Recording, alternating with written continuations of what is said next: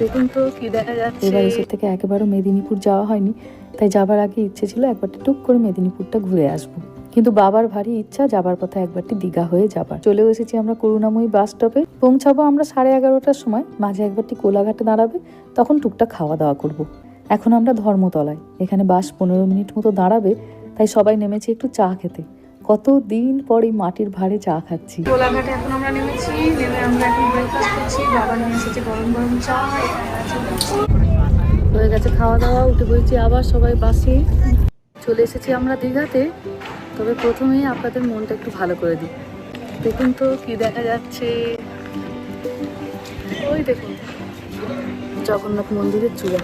একদম মন্দিরের গায়ে হোটেল নেওয়া হয়েছে।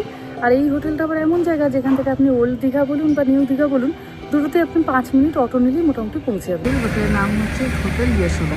হোটেলটা নাকি এই মাসখানেক তৈরি হয়েছে।